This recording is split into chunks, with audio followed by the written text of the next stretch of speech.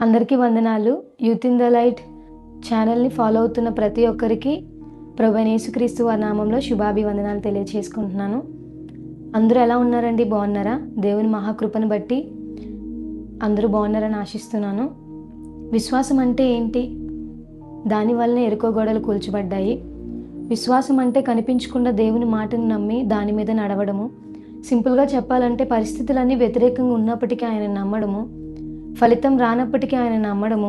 విశ్వాసం అంటే భావం కాదు, ఆయన మాట మీద మనము తీసుకునే నిర్ణయము.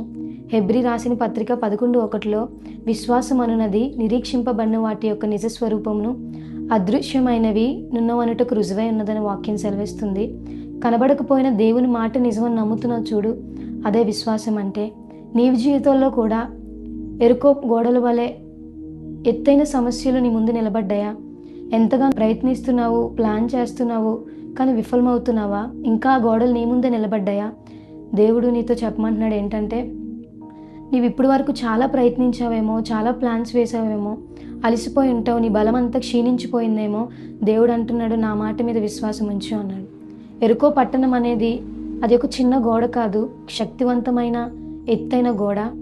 సైన్యము, ఆయుధాలు, అనుభవం కలిగి అన్నీ ఉన్న నగరము. ఇశ్రాయేలు ప్రజలకు ఏముంది? భారీగా ఆయుధాలు లేవు, యుద్ధ వ్యూహాలు లేవు, అలాగని అనుభవ జ్ఞానం కలిగిన సైన్యం కూడా లేదు.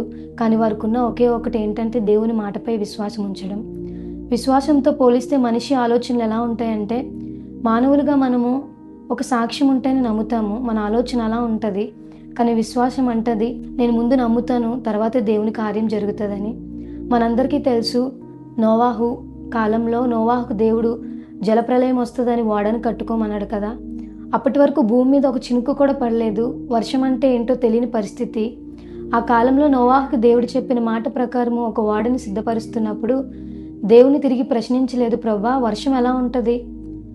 అప్పటి వరకు ఆకాశం నుంచి నీళ్ళు ఎలా పడతాయని కూడా వాళ్ళకి అనుభవం లేదు.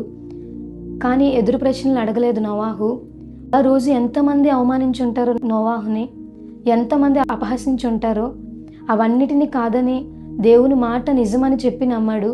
అలాగే అబ్రహాం కూడా గురి తెలియకుండానే, దారి తెలియకుండానే పయనమయ్యాడు. వాళ్ళందరూ స్వబుద్ధిని ఆధారం చేసుకోకుండా దేవునితో ఉన్న సంబంధాన్ని బట్టి దేవుని నమ్మగలిగారు. ఈరోజు దేవుని నమ్ము. అసలు విశ్వాసాన్ని ఎలా కనపరుస్తారు? విశ్వాసం అనేది మన మాటల్లో కాదు, మన చేతల్లో చూపించాలి, దాన్ని చర్యల్లో చూపించాలి. యాకోబు రాసిన పత్రిక 2:17 చెప్పబడిన ప్రకారము విశ్వాసం లేని క్రియలు మృతమే. దేవుణ్ణి నువ్వు నమ్మితే ఆయన మార్గంలో నువ్వు నడుస్తావు, దారి తెలియకపోయినా ఆగిపోవు, ఫలితం రాలేదని తిరిగి రావు. ఈ సందర్భమే మనల్ని ఎరుకో గోడల దగ్గరికి నడిపిస్తుంది. ఒక్కసారి ఊహించుకో, ఇశ్రాయేలు ప్రజలు భయంతో ఆ ఎరుకో పట్టణంలో ఉన్న ఆ గోడల ముందు నించున్నప్పుడు వాళ్ళు చూడగానే ముందుగా గోడలు కోల్లేదు, ముందుగానే విజయం రాలేదు. కేవలం దేవుని మాట ప్రాకారం చుట్టూ తిరగాలి, శంఖాలు ఊదాలి, అరవాలి అన్నారు. వారు కేవలం దేవుని మీద మాత్రమే నమ్మకం ఉంచారు. మరి గోడలు ఎలా కూలాయి? ఇశ్రాయేలు బలం వల్ల కాదు, ఆయుధాల వల్ల కాదు, కేవలం వాళ్ళు దేవునిపైన ఉంచిన విశ్వాసం వల్ల మాత్రమే. నిజంగా ప్రజలేమనుకుంటారు, ప్రజల మాటలు పట్టించుకోలేదు. నవ్వులు పాలవుతామేమో అని చెప్పి వాళ్ళు విసుకక దేవుని ప్రశ్నించలేదు. ప్రభా ఇదేంటి ప్రభా, ఇది ఒక యుద్ధమా?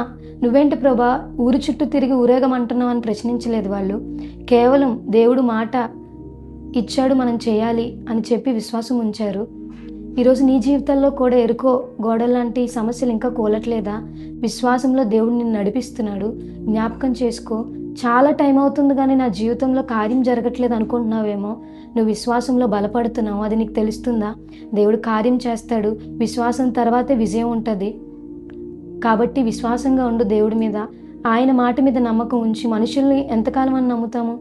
మనుషుల్ని ఎంతకాలం అని విశ్వసిస్తావు నువ్వు? మనిషిని నమ్మినంతగా మనం దేవుణ్ణి కూడా నమ్మము. కానీ దేవుడు జ్ఞాపకం చేస్తున్నాడు, దేవుణ్ణి నమ్ము. ముందు విశ్వాసంలో బలపరచబడ్డాకి కార్యం జరుగుతుంది. దేవుడు మనల్ని ఇంతకాలం ఎందుకు ఆయన చాటున ఉంచాడంటే మనల్ని విశ్వాసంలో బలపరచడానికి. ఆయనతో సంబంధం కలిగి ఉండు, విశ్వాసంలో బలపడు. ముందు విశ్వాసం, తర్వాత విజయం.